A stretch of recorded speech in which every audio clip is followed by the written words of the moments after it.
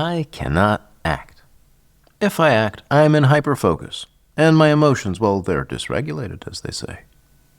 Are there so many problems? Where's the commonality between these? What can I do?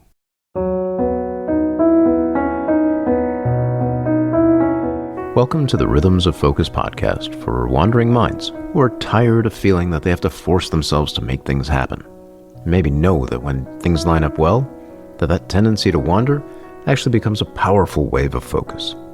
I'm Dr. Kourosh Dini, fellow wandering mind. It wasn't that long ago that I struggled to make things happen, whether it was to remember when to pay a bill, do things over time, or look at a list without feeling repulsed. Fast forward through years of study and practice, I can now not only deal with the world, I can be creative, playful, and engage in the ways that make sense to me. I can be a doctor, musician, father, still play games in the evenings. I've created this podcast to share these ideas so you can do the same, hopefully with a lot less of the troubles I needed to go through to get here. Whether you have ADHD, deal with anxiety, or just suffer from a powerfully creative spirit, I invite you to join me in this weekly podcast to start finding your own way to a calmer, more intuitive space. Please note, I'm not functioning as your doctor, psychiatrist, psychoanalyst, therapist, or otherwise. This is here for education, if not entertainment, and I do hope you enjoy it.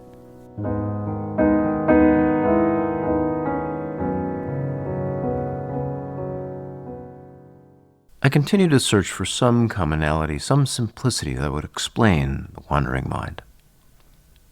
With ADHD, the central character in the coterie of wandering minds, it's useful to hear out the experts. Dr. Russell Barkley says, ADHD is not a disorder of knowing what to do, it's a disorder of doing what you know at the right times and places. What is it to not be able to act? Is it a lack of free will? The alignment of emotion and action are disrupted at the moments that would otherwise be meaningful to us. Sometimes we point at motivation. There's something to be said about this, but often that idea of motivation, this messy word, can raise the cackles on the back of our collective necks, conjures the idea of willpower. But these depend on our definitions. I define motivation as the degree to which our emotions align with our intentions. One trouble, however, are these pesky I don't wanna feelings, powerful and complex as they can be, and they don't align. So how do we align our emotions and our intentions? Well, first, let's consider what emotions even are. Certainly there are multiple approaches, from the spiritual to the practical to the molecular and beyond. Rather than say what's right, I'm simply going to define it here and now. Emotions are that which flows into consciousness, whether by brush or by storm. Essentially, whatever comes to mind is the cresting of an emotion. Now, this is a very different definition than what you're likely used to. Words, ideas, actions all crest into and through consciousness from emotion. What that means is that perception is also an emotion. Something outside of us resonates with something inside of us. If there was nothing within us with which to resonate, it wouldn't register. It would not reach conscious awareness. But as emotion arrives, we cannot argue with them. We might find new perspectives, the so-called insight, but even these need to resonate deeply with the most fundamental emotion, that of trust, without which our reality itself crumbles. In order to affect an emotion, we can only do so through affecting the conditions in which it exists, internal and external. The I don't wanna feelings can stem from multiple sources. One perspective is the biological, which simply states it is. The physical structures, the chemistry, the like, all represent objects outside of our sense of agency, perhaps reached indirectly with chemicals, sex, and ice baths. A psychoanalytic approach is one in which we examine the ideas, sensations that come to mind, consider potential meaning. Meaning is this depth and breadth of connection, conscious, unconscious, and beyond, comprising the storehouses, the capacitors, the antenna from which our emotional waves emanate. Story. We may not want to do something for any number of reasons, such as fear, worry, overwhelm, despair. There are also positive emotions that can throw us off, like excitement for something else, distraction, even playfulness. Any of these, in turn, might only come to mind, manifesting in ideas and words like, I fear what this would say about me if I were to begin. It would mean that I'd have to finish it. And what if I can't finish it?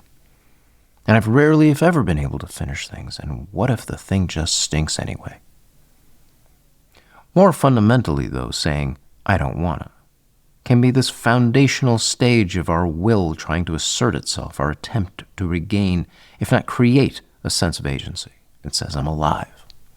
I exist because you want me to go this way, and I want to go that way. Check out episode 9 for more on that. But being in this way of being has many troubles, as the things still need doing. If we only operate out of opposition, we rely on the things we oppose. In this way, we're still being driven by the thing we oppose.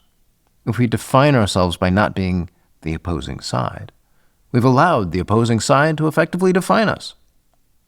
And then we can get angry at the thing that seems to force us, the seemingly uncaring others, the deadlines that don't cooperate with each other as well as ourselves for having to work this way. So we rely on the things we've learned to rely on, those things we can trust to circumvent the I don't wanna feelings, namely force. Force is the negative emotions, like shame, urgency, and more, perhaps is represented by the deadlines and other matters where stakes are involved, something's at risk, doesn't care if we don't wanna. And so the injuries to our sense of agency perpetuate, not just biologically, but in the world of meaning, if not identity. But I'd rather not take the position that we're helpless against ourselves. If we can examine and engage these emotions as they are, learn how we might sail with them, tack against them, we can start directing ourselves in a more deliberate manner. Over time, we can even learn how to create the conditions for those emotions, such that their waves are more and more in our favor. In a recent podcast and webinar, I presented what I called the 8 gears of focus, this sort of stretch between one side and another of the types of focus and the flow that can happen throughout. 0 is being, the awareness of what's in mind. 1 is approach, aligning our intention with attention, where we choose a feeling we follow, attention, that we try to form into ease. 2, consideration, picturing something in our mind. 3 is a visit, where we're there with the work. 4 is where we begin. We take action, confronting the reality of ourselves within the work. 5 is where we complete something, a task, a project. We bind ourselves to the external world and structures of things. 6, we schedule, where we attempt to synchronize our internal sense of time, the waves as they exist within us, with the clocks that we share with others. And 7, performance, where we're examined, assessed in real time, whether on stage or maybe the console is on fire. Between all of these, there's a flow.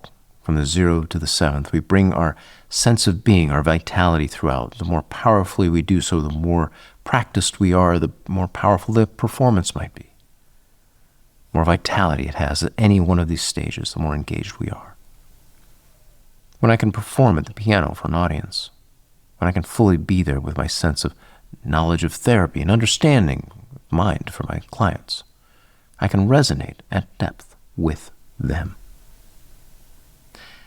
At the 0th gear of being, we have a sense of meaning, a depth of self, conscious, unconscious, and beyond. At the other end, we're held in place by performance. These latter gears show increasing structure, but as a result, have increasing tendency to stir emotions, such as the I don't wanna feelings. And using these 8 gears, figuring out where we can support ourselves throughout, we can assess where and how our flow might be impeded. Whether you use the tools of the waves of focus, like anchoring, guides, and visits, maybe something beyond it, like meditation, therapy, or practice of schedules and clocks, we're attempting to find a way to connect with the world such that it supports us in turn, a flow and flowing state of success. We start being able to act from our sense of self.